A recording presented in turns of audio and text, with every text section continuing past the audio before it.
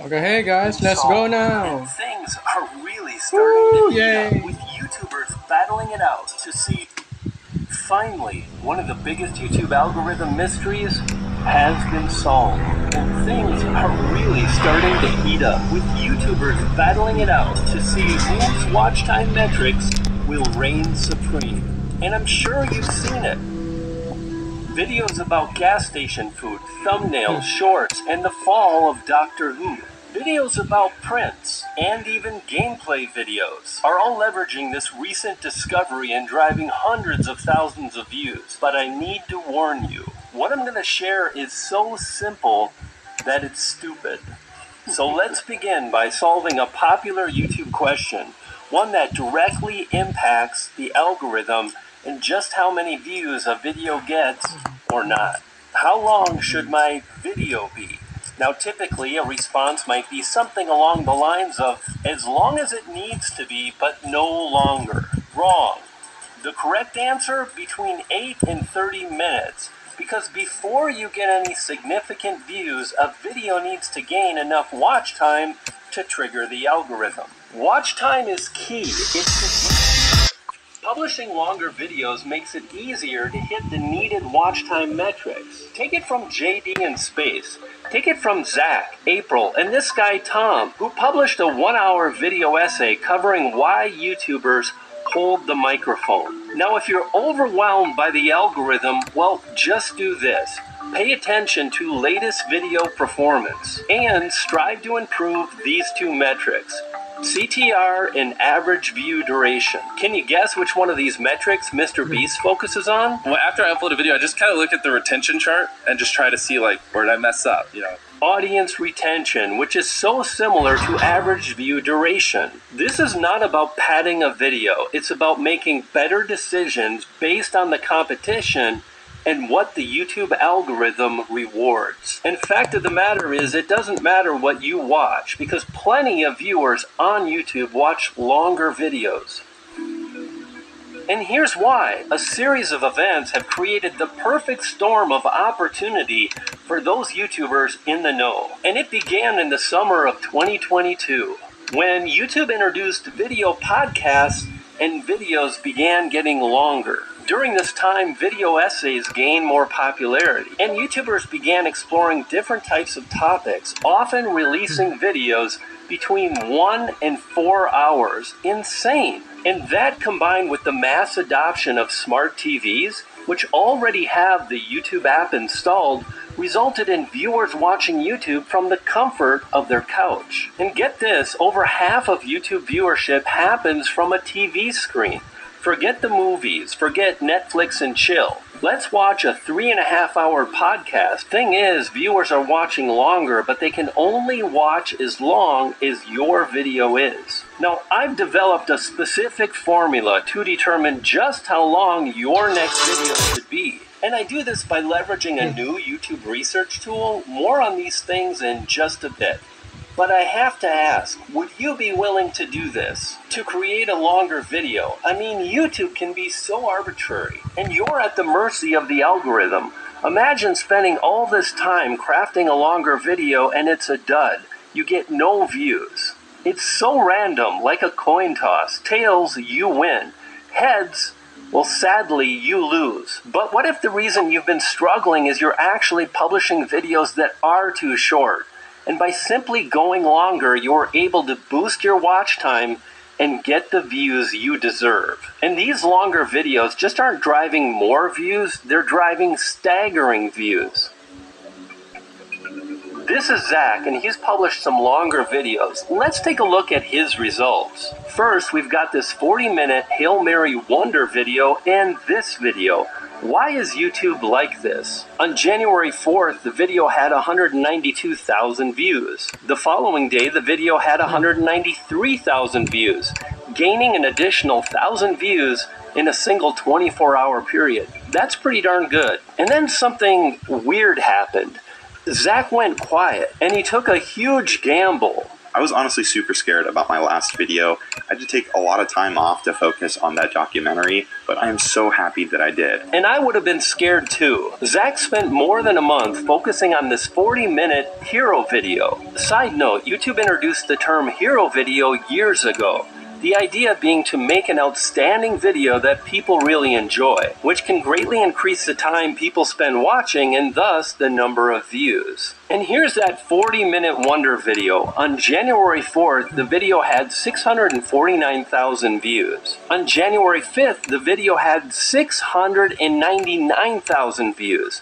That's an additional 50,000 views in a single day. And here's a 13-minute video covering the same subject getting whooped by Zach's video.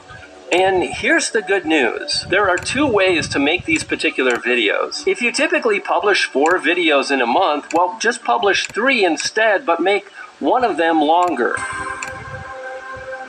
But if you want to dramatically improve the views to your video, well then publish a freak video. Do that by allocating just a bit more time to the planning phase of your video, which is what so many big YouTubers are doing, just like Zach. Now, should you spend an entire month focusing on just one video? Probably not, but I think it makes a lot of sense to analyze where you're at and to try new things, and that's what this video is really all about. And then now and then create a hero video. And this process begins by selecting the right topic, which is absolutely critical to your success. Topics are just as important as thumbnails and titles because you can't get someone to click on a video they're not interested in. Earlier I mentioned a free research tool, and YouTube recently updated their research tool right inside YouTube Studio. And the process begins by really identifying how long your video should be, roughly speaking. Because in order to identify the right topic, you want to pay attention to the competition and you want to have a video length in mind. And the thing you want to do is just pay attention to your average view duration and think of it as like having a high score, striving to always improve that metric.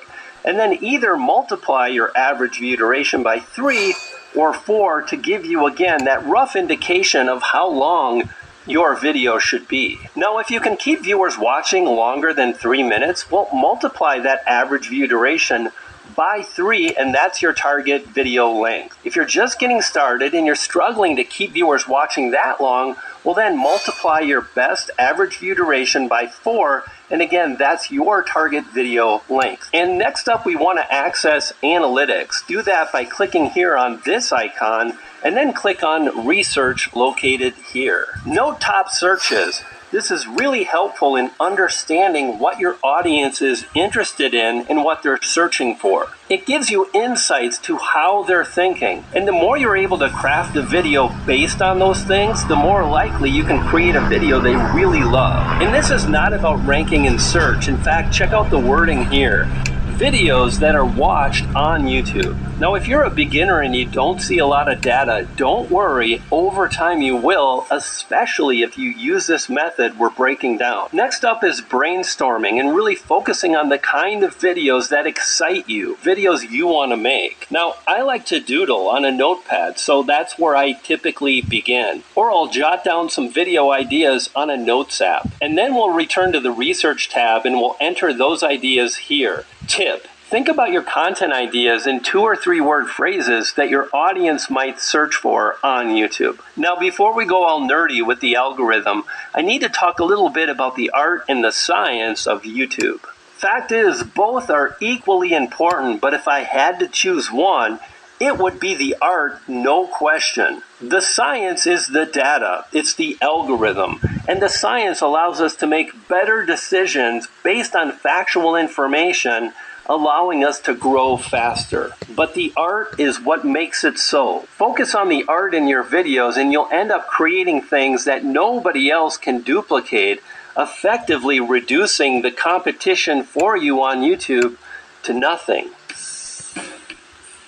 Because the only place viewers can get great videos like yours is, well, your channel. The art is the topics you cover and how you cover them. It's your editing, lighting, and your communication on camera. And today I focus less on the algorithm because I understand the core fundamentals of how it works. which is really all about getting viewers to click on your video more than similar videos and keeping them watching longer. That's it. And then it's all about understanding your specific target audience here on YouTube. And if you're a bit unclear on how this target audience thing works, well, just focus on having a niche, which is having a singular focus for your videos. This could be anything from fashion to fishing to education, or like my channel, which is about YouTube education. And this is really important because we want to understand who's serving the audience based on the topic we may choose as we move forward. For example, I applied what I'm sharing with you right now to this very video. The topic that I used was YouTube algorithm. So I added that into the research tool and I saw a bunch of different results. And I want to think about all these channels as how much authority do they have in this particular niche. For example, vidIQ would be an A+. vidIQ is a power channel. It's run by a team of YouTubers. I also noticed Robert Benjamin. Robert is insanely consistent, he drives a lot of views, but I think I can compete with him by creating a different style of video. That's what I'm doing. Katie is another top player, A+ authority, and they have a team of creators pumping out content. However, I have an edge with the length of the videos being published. They're all around 8 to 10 minutes, except for this one, which is interesting. It's Channel Makers, and I would give their authority ranking a B-. Recently, they had some shakeup on the channel, and I think they're in the process of rebuilding their audience. And I believe I can compete with Channel Makers, and notice the video is one of the longest videos. In fact, it's the longest video that's ranking, and they're driving a good amount of views on a daily basis. And check this out, I think I can drive about 75,000 views over the next year if I choose to make this particular video. And here's how I came up with that metric. Take screenshots of the particular topics you're thinking about and measure the views over a few days. On January 7th at 7:25 p.m., I captured this screenshot. 14,000 views. Fast forward to Friday, January 12th, and now the video has 14,800.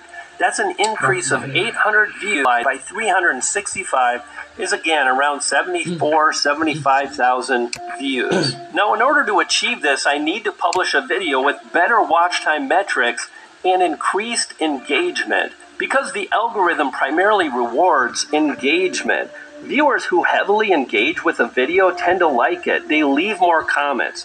They share it more often. And it wants to identify what kind of videos viewers love.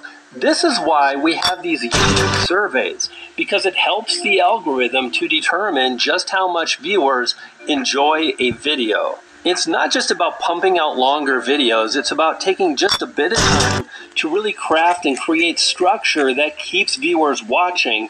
And I'm confident I can do that by leveraging a new strategy I'm developing called the George Spanner. And the fact that you're still watching tells me that this method works. It leverages a strategy that was developed by George Blackman, a YouTube scriptwriter who's worked with some of the biggest YouTube creators on the planet. Before we move on, however, we need to continue to qualify the topic to ensure we get the views. In the last step, the objective was to identify where one of the displayed videos doesn't have an authority ranking of, say, above an A. And that was this video that was again published by Channel Makers. And no hate or shade to Channel Makers, simply sharing some ideas on how we can grow our channel. And if you spot a video that doesn't have as much authority and it's longer, that's a really good indication that you can do really well. Next up, we want to talk about subtopics, and this is really about creating the needed structure to keep viewers watching. And in order to continue qualifying the topic, you want to make sure you have at least between 10 and 20 subtopics. And notice here we have this link, searched on YouTube, and then see all. And clicking here will bring up additional search terms that viewers are searching for and watching. Make sure you've got at least 10 to 20 subtopics, and then let's move forward. Before we do that, I want to talk about getting more clicks, because on this research tab, we can really study the videos that are getting views for these particular topics.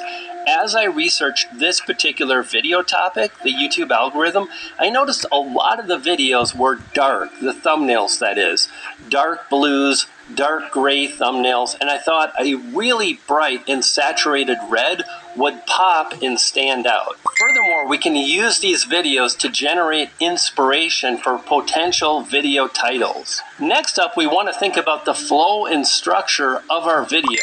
And you really want to focus on the order and the structure of the subtopics. This step is crucial, and you really want to lead with a bang.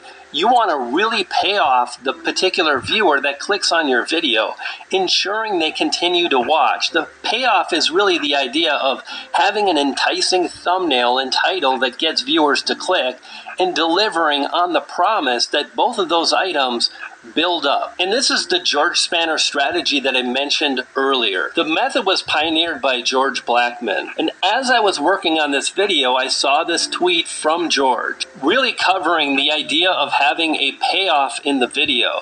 So the thing you can think about is for every subtopic you want to have some type of a wow moment, something that makes the viewer stop and think or laugh, some type of event that happens that keeps them viewing and watching.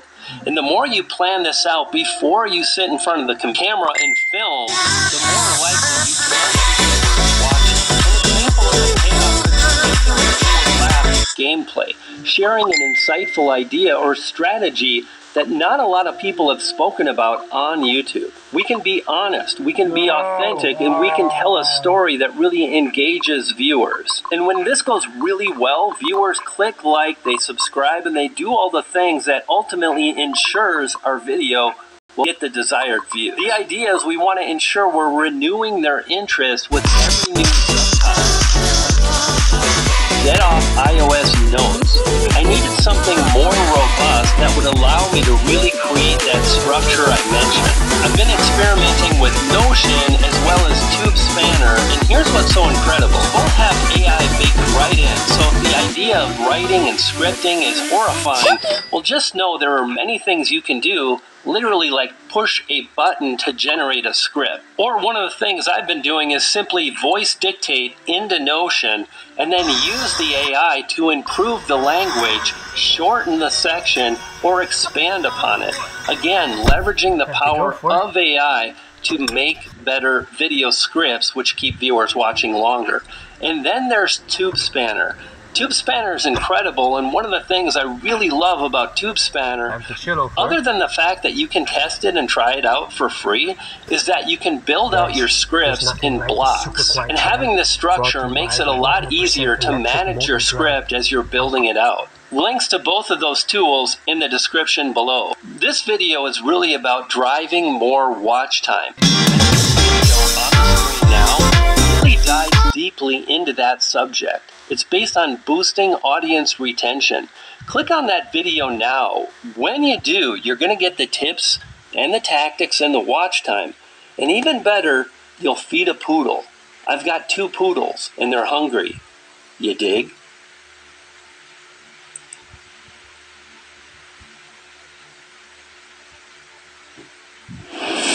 Hi. Looking for an easy and profitable monetization option with super high CPM rates? It seems Monetag Smartly.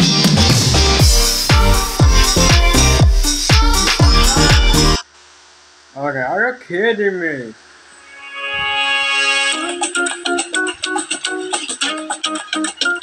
Hello and welcome back.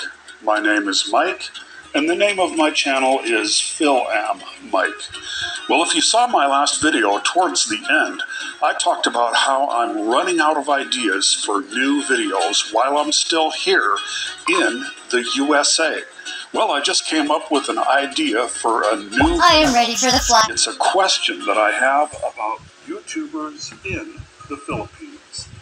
That's coming up next on PhilAm Mike.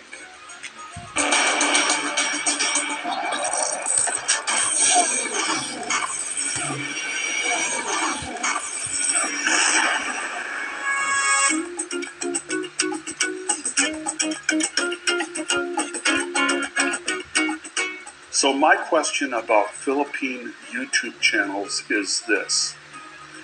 Is the Philippines saturated with too many YouTube channels? In other words, are there too many Philippine YouTube channels and not enough viewers who are interested in the Philippines? I'm starting to think that that's the case. I say that because I'm seeing how difficult it is to grow a YouTube channel with content about the Philippines. Also, I'm considering that because there's more poor people in the Philippines, that means there's more people looking for a way out of poverty. So what do? They grab their smartphone and launch a YouTube channel. Most American people that I know wouldn't consider working a YouTube channel and not getting paid for 18 months while waiting to get monetized.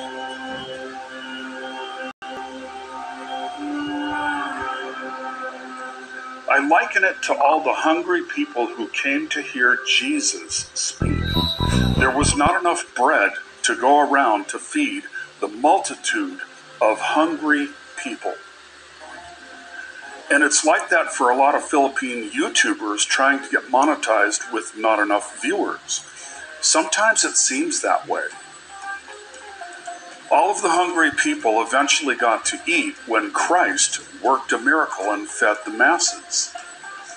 Many Philippine YouTubers who are not monetized yet need a very similar miracle. If you're a viewer of YouTube and you're not paying for YouTube Premium, there's an easy way to tell if a channel is and that is that if their videos don't have ads yet, then they are not monetized.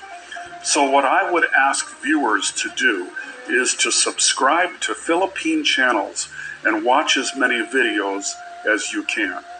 You'd be helping these people out.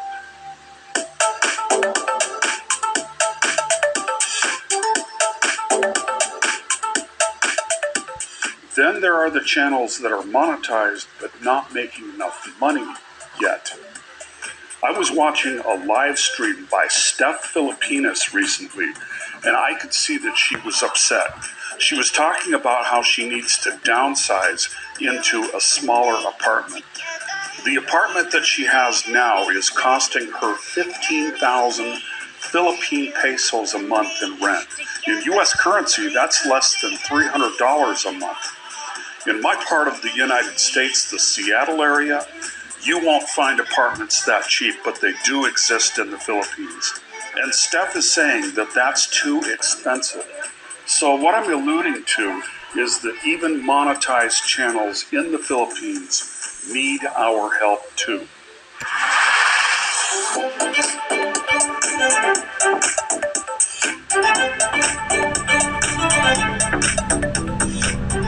So is the Philippines saturated with YouTube channels? It seems like there are a lot of up-and-coming content creators there. Well, that's all for today's video. If you like this video, be sure to give it a like, click the subscribe button and the bell notification so that you can see future videos. You can follow me on Instagram at PhilAmMike. Be well, keep cool, and God bless.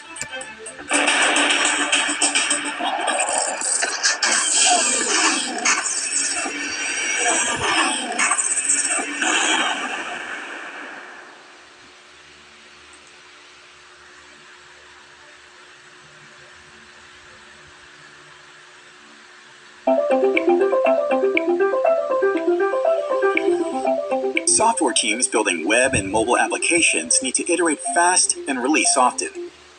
The algorithm is focused more on individual videos. If there is one person who knows more about the YouTube algorithm than anyone else on the planet, it's this guy. Generally, I wouldn't advise deleting videos. We don't limit recommendations to just videos that have been uploaded this week. We don't calculate recommendations until And he's just debunked 6 myths about the most important thing that could decide your YouTube destiny.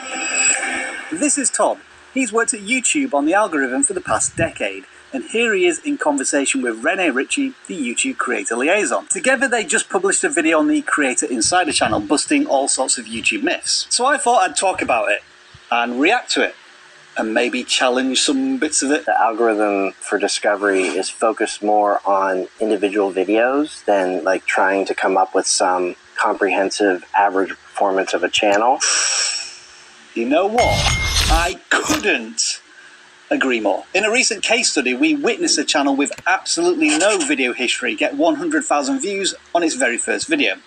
Granted, it took a bit of time to get there, around 100 days, but this video was eventually rewarded thanks to its positive reception from the audience. Viewers know what was going on the channel. Yeah, we wouldn't want the system to just decide, oh, one bad video. There you go now, guys. I hate the fucking connection, guys. Thank you. Thanks to its positive reception from the audience. Now, the second video on the channel admittedly tanked, but that was a quick update video to let viewers know what was going on the channel. Yeah, we wouldn't want the system to just decide, oh, one bad video, this channel is not able to create anything, because that's not the reality. And that would appear to be an entirely accurate statement as well, as the third video on the channel also got 100,000 views, and in a quicker time frame. Now, this is likely due to the fact that the channel's first video was in a lot of viewers' watch histories. Yeah, we'll need to come back to that topic a little later. We want to get every video out to the audience that would be most interested in it. We don't want to be putting in logic in the recommendation system that draws the wrong conclusion about a video that just came out. We aim to not overemphasize historical data. This one is a little harder to answer and measure, but I can ask you a simple question to help you decide. I love Envato Elements because it is a one-stop shop for me as a content creator, so I can create videos in a shorter. How often have you had a 10 of 10 performing video followed by your next publication being a 1 of 10? This happens to all of us, right, on our YouTube journey. Some videos work, some don't. It's all part of experimenting with different video ideas and figuring out what your audience likes. I think what Todd is trying to say here, in my own words, is that your channel is not made of glass. One bad video or one mistake won't shatter everything. But unavoidably, what it will do is disappoint the most important person in this whole YouTube puzzle. Viewers triggers a viewer's viewer. Viewers until a viewer are very centered on that viewer and viewer. Yes, Todd talks about viewers a lot, but not nearly as much as the audience. Understand that video's audience. Audience led by the audience. Audiences find their audience. Audiences. That's an example of YouTube following the audience. Audiences look at their audience. You can't blame Todd, to be honest. For the last decade, he's been trying to convince us to replace the word algorithm with audience. And that's because his interpretation of how the YouTube algorithm works is determined by how the users of YouTube influence it. We don't calculate recommendations until the viewer actually appears on YouTube. The challenge that the recommendation engine is given is, given this viewer who's coming to YouTube from this type of device at this time of day with this history of videos they've watched before, what are the best videos that we can show them right now? And so if I watch loads of videos about WWF era wrestling, EV car reviews, tech and Star Wars video games, you might expect YouTube, when I open up a session, to offer more of these very specific type of videos.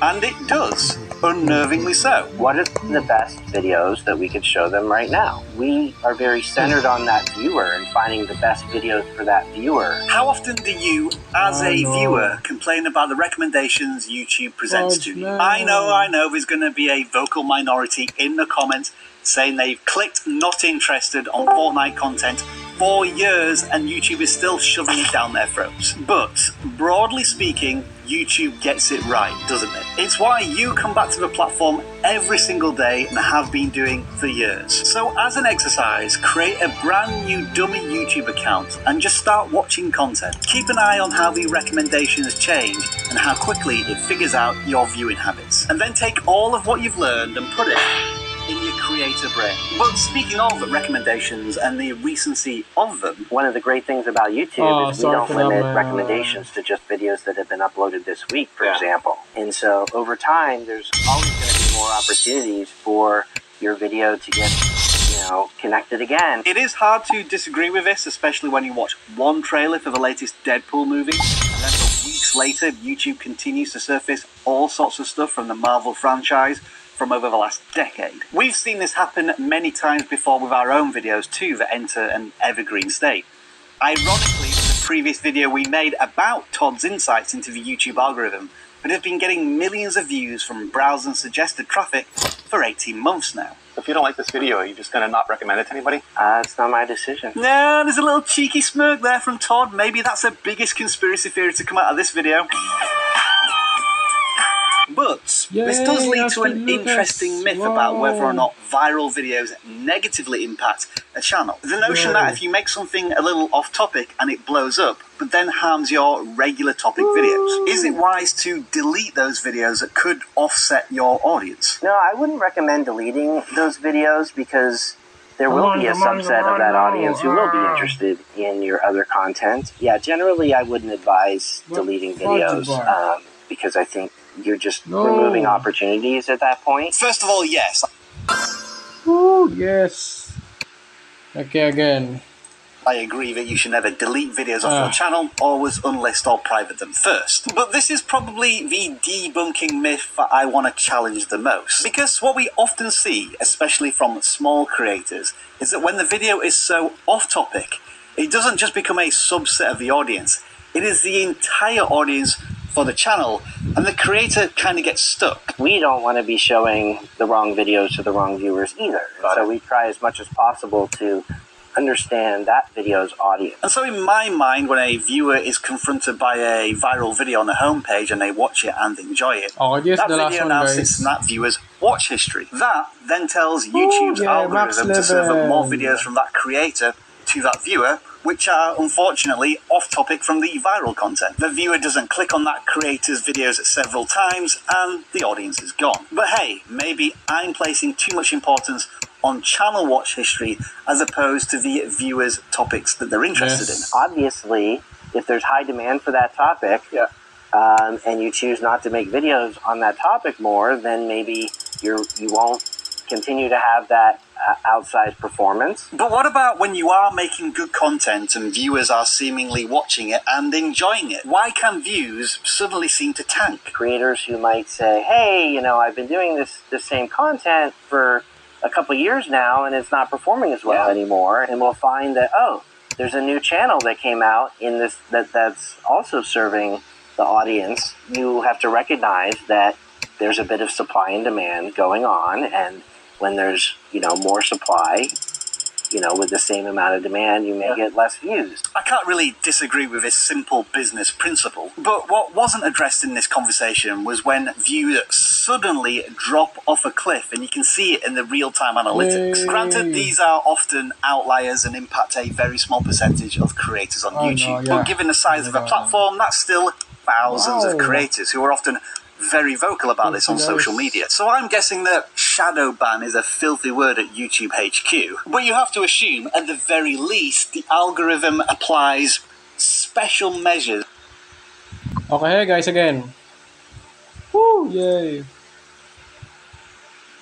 To content that restricts its discoverability without outright banning it. The problem from the creator's point of view is that whatever the algorithm does in these circumstances isn't clearly communicated. And in the absence of concrete information, rumour and innuendo will run rife. Whatever you or I think about what the algorithm does, Todd had a very interesting piece of advice on how to assess the performance of videos that has absolutely nothing to do with any algorithms. How did the viewers who saw impressions of the video in the subscriptions feed react? That feed, it doesn't have any like special recommendations algorithms. I find that videos that underperform also underperform when they're shown to subscribers in that feed, which suggests to me that it's some issue with the content or the way the content was packaged. Has any of this convinced you at all in the slightest that the YouTube algorithm is here to help and not hinder you? Comments, as always, are appreciated, and if you want to learn more from Todd about how to make your videos fall in love with the YouTube algorithm, the video's right here, ready and waiting to be clicked. Viewers, triggers a viewer's viewer. Audiences look at their audience. Viewers are very centered on that viewer, and audiences find their audience. Okay, that's all. And then yeah.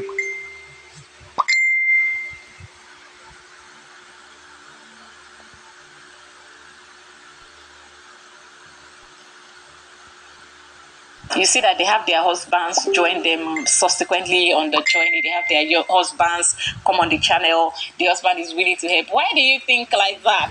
Why do you think he's doing it? Because he has seen that you are on point. Some of these women ends.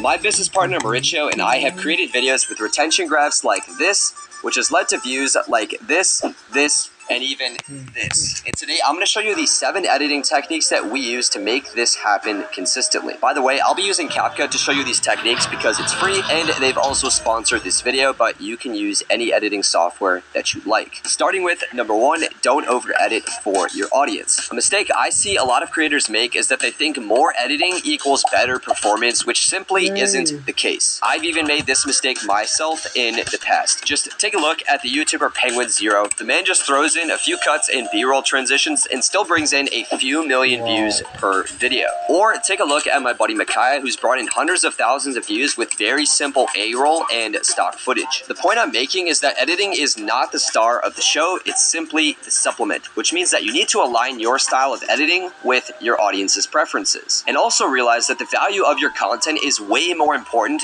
than the way you present it. If you have a younger audience, you'll likely need to add more transitions and fancy editing gimmicks to drive retention, but on the contrary, if you have an older audience, you probably won't need to employ this as much, and doing it might even overwhelm your audience. So again, the level of editing that you're employing in your content really just depends on who you're making videos for, and again, you definitely don't want to over edit. Number 2 is to raise your graphs. Now, everyone knows that intros are the most important part of your video to drive retention. So you'll want to do what's called front loading your video, which means that you'll first want to pay special attention and put more work into the first 30 seconds or so of your video. We keep the pace of our videos pretty similar throughout the entire thing, but we definitely add more to the audience to really drive attention.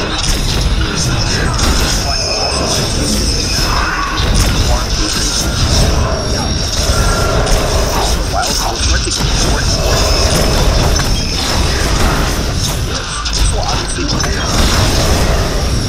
of your viewers for the most part. So for example, if you have a younger audience, your average watch time might be in the range of like 3 minutes, versus if you have an older audience, it might go up to, let's say, 6 or 7 minutes. Whatever this is, you'll want to expand the effort that you put into the first 30 seconds of your video to encompass the same amount as your average watch time, so you're pleasing as many viewers as possible. Now, beyond just raising your graphs, you'll also want to flatten them after the front load of your video. You obviously don't have to edit as much in the latter part of your video, but you definitely don't want a huge drop in retention after those first, let's say, 3 or 4 minutes. Otherwise, you'll see dips like this where people drop off of your video and kill your retention. So to avoid this, you're going to want to keep a consistent style and relatively consistent pacing to bridge viewers from the beginning of your video to the end of your video and bump up your retention.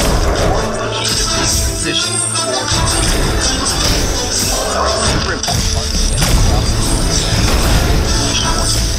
whatever else at the right time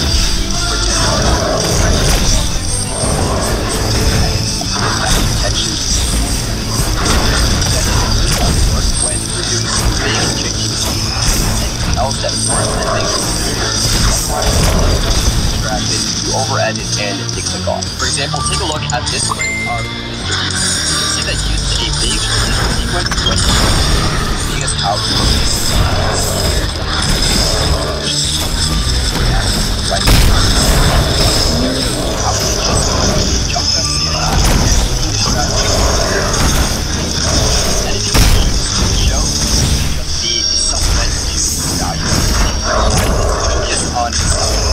design is crucial for creating immersion in your video, and that doesn't mean everything needs a sound, but for example, icon slides onto the screen.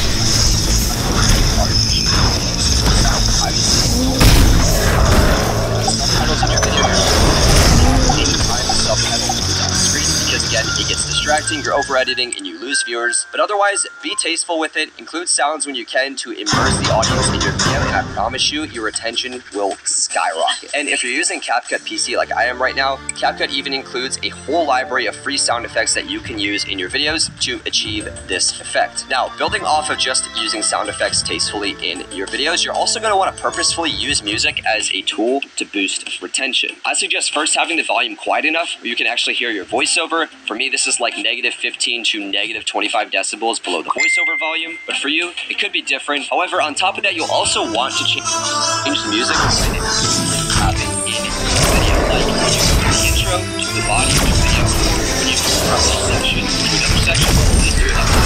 Just like you use transition, you want to change music to make when I first started on YouTube, I saw music as an afterthought, and I would honestly just to the video after I was finished else, I soon realized that it was killing my retention. Music is powerful, so you definitely want to be purposeful and use it to bridge viewers over different sections of your video, different moments, settings, whatever. Number 6 is to get creative with your edits. For example, you can place subtitles on your video as a supplement to whatever you're saying, but also, if you're going to do that, don't make the same mistake I used to and make all your subtitles manual. Instead, if you're using CapCut PC, use CapCut's built-in auto captions tool to automatically add subtitles in whatever style you want to your video. To use it, all you have to do is click a button, and you can have an audio track in your title, and CapCut PC will automatically create captions for you without you having to do anything. You can also use CapCut or any other video editing software to create motion tracking of objects, add text overlays, and try to effects and so much more to add your nice styles and create and CapCut is great because it makes this pretty easy. All this does is keep your edits interesting for your viewers and also makes you more unique and more likely to stick out to your viewers. Finally, tip 7 is to give your viewers a break. Definitely don't be afraid to give your viewers a break. A lot of YouTubers type to stimulate viewers side-by-side super tracks and eventually it's becoming way too much for viewers to digest and they're going to be information thrown at them like crazy. So instead, give it to the next section of the video. I recommend viewers to do this, and sometimes interesting videos like this drop as a race and speeds. We know the battle ahead will be long. Always remember that no matter what, this makes it clear what happened and it doesn't. This audience is engaged enough to a point where little pauses really just keep them listening as opposed to making them tune you out. So definitely tell your subscribers to stay tuned in to have better retention instantly on your videos.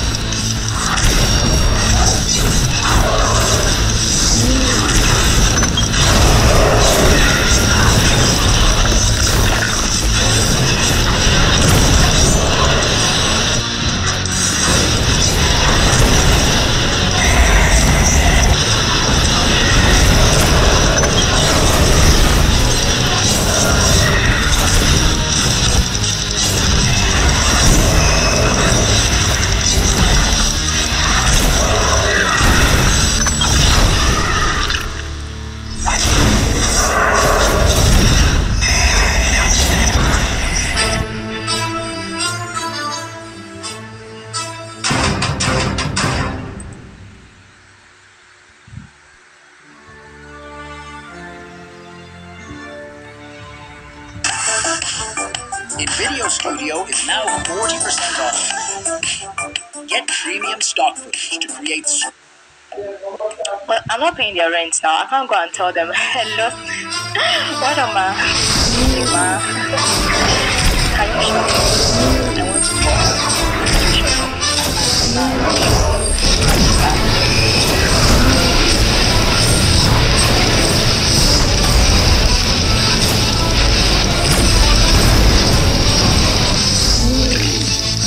oh my God.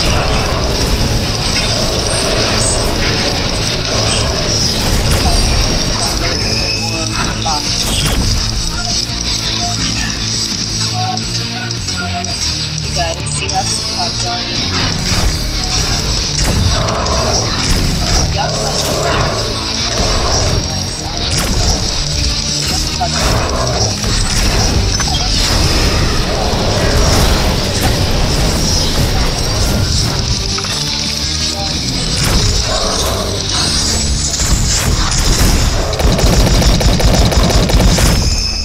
If you enjoyed these things, So just stick around and do that.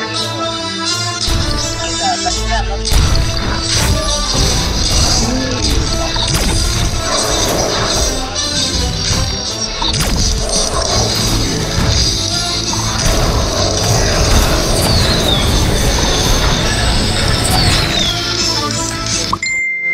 Yeah, I think that's good.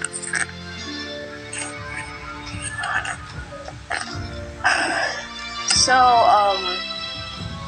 I started YouTube exactly 93 days ago. That's 3 months ago. You know, I already told myself that, okay, girl, this is a long-term game. Do you get? So, if you succeed between a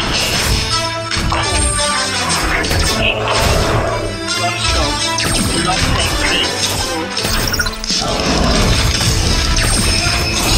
I've read my mind. Read my mind. I'll give you what that's it. Because I talked to God and thank God. If this is something you want me to start, give me the grace, give me the strength, give me the wisdom. You understand? So together, I opened my YouTube channel, and I started my first video.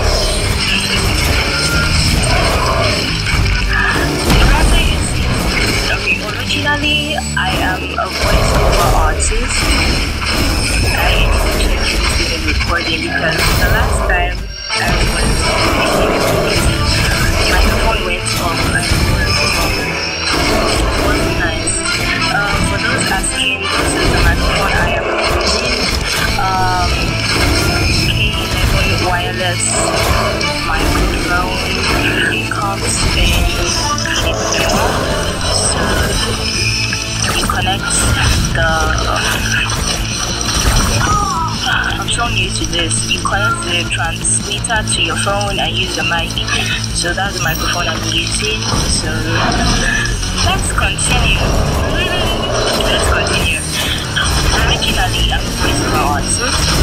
I took a course sometime in 2023. And after people telling me, oh, you have a nice voice, you sound very nice, you should improve on this. I was like, you know what, let's do this. So I took a voiceover course with Voice of Steph, and it was wonderful.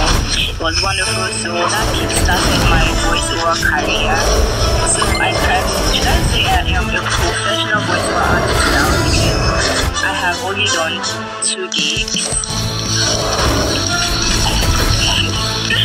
Oh God, I'm so proud of myself for that. I've done 2 gigs and thank God. I love voiceover a lot. I am checking the recording. I love the part as a voiceover artist. As a voiceover artist, you are at the background. You know, people are not seeing your face. It's just your voice. You know, my neighbors are yelling.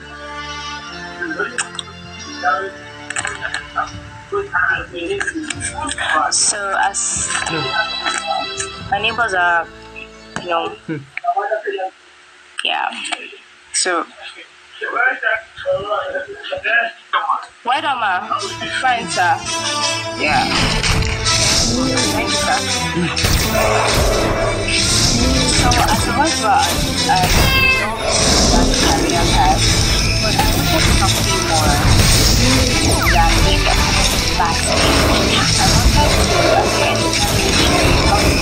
confidently, and do all that stuff. But a very sharp person, I have never ever been on stage, and I could literally speak out.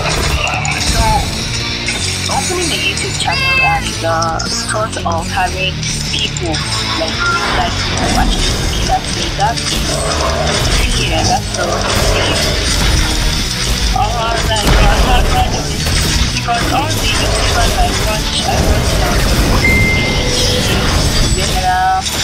watch I'm always on Think Media, I'm always on Stage, I'm always on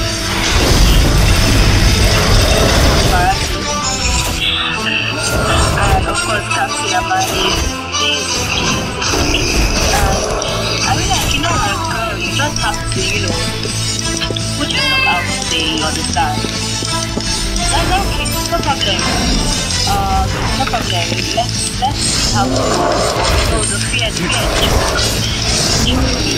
understand? But all within this fear, I don't know.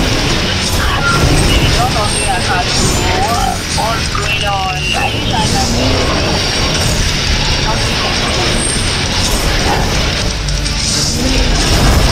instead of being about myself, I am self-centered, and there are things that people are going to be doing for me.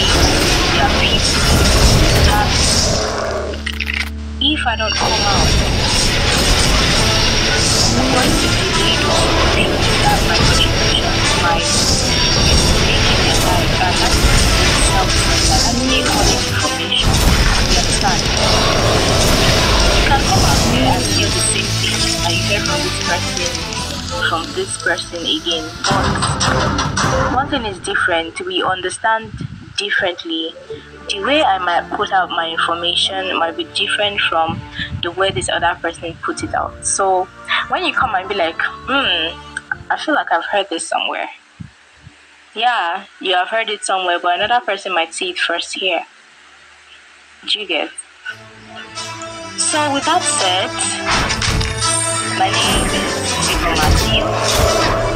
I love people around me that. So if you are patient, if you're patient to watch me talk,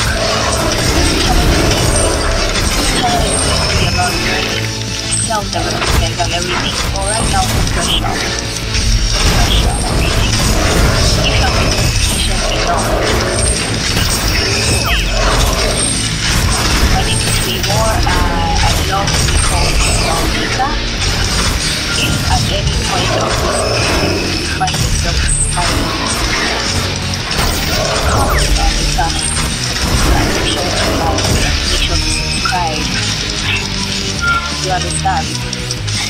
Welcome to my channel. If you're seeing this place for the first time, thank you for your time. So I'm not going to rush. This is my story. I'm going to as much as possible so people have time. So the first video I posted on my YouTube, if you notice, was how to start a YouTube channel. How is somebody that knows absolutely nothing, like absolutely nothing, come and teach people how to start a YouTube channel? That was crazy because what is saying? But that's actually talking to me. I said, okay, you know what, I'm not going to start YouTube with the regular, hi, my name is Matthew, welcome to my YouTube channel, my name is Yadi, this channel is basically about Yadi. No, I said I'm not going to start like that. I am going to start talking to myself. You understand? I said I want to get a copy of parts, a copy of it's not that complicated. Watch that video. I was saying, make sure to be yourself. Don't try to sound like somebody you are not. I wasn't sounding like myself. Sis, that wasn't me. I wasn't sounding like myself. I was all over the place. Like, what is going on? You have to calm down. But that was it. And you know how long? In fact, I shot that particular video twice. it didn't look nice to my eyes, but I wanted my friends to be able to see I watch YouTubers, I go to, you know what, your first video is going to be there, it's fun, your first video is going to be yada, and I'm like, you know what, you know what, no way, my first video is going to be a blast. I spent 4 days trying to make it happen, trying to make it, I could basically, you know, share my small skill and I posted, and guess what? That video was that was my worst video. And you know what? It's a good thing. You know why? Because if you don't post your first video, you will not post your second video. And if that when you post your first video, you will tell yourself, oh, I would have done this, I would have done that. And that is 1% more. You every single video I said, I proved, and I was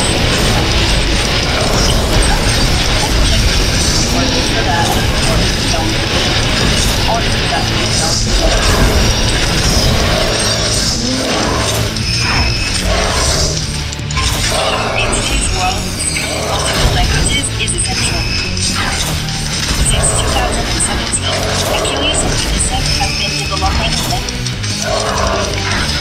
So yes, it is recording, so I have a right to hold out a position also. Do you get? So that was it. I tried my best not to feel intimidated about not having a gadget. My mobile phone and stuff. I would just keep my phone somewhere at the window and I tried my best not to bother. But I have this huge problem. That if you're from my country, you can see.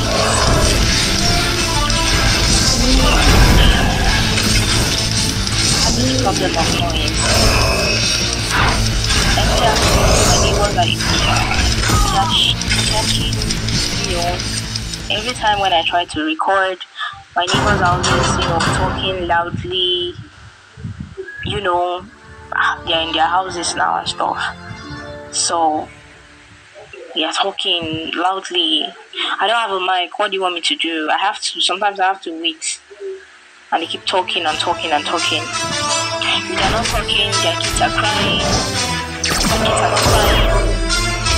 The cock is calling.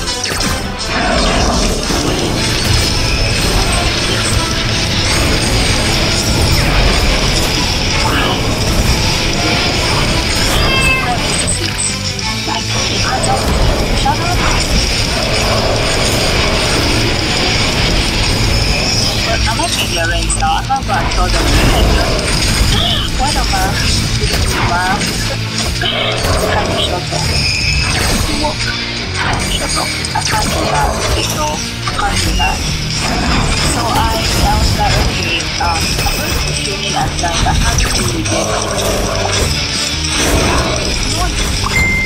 Everyone knows it's like, what's going on? Many people from my videos. So I said I was going to be swimming at night. But wait, I can't afford to buy a microphone.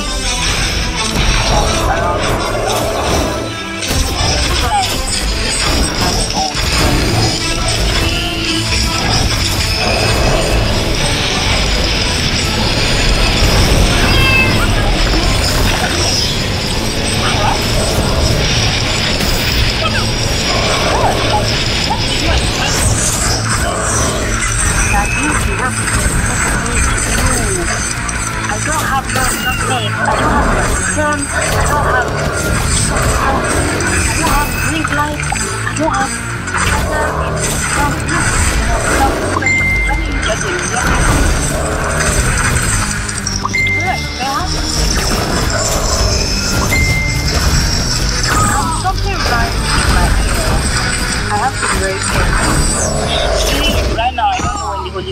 talking to me, or I heard something.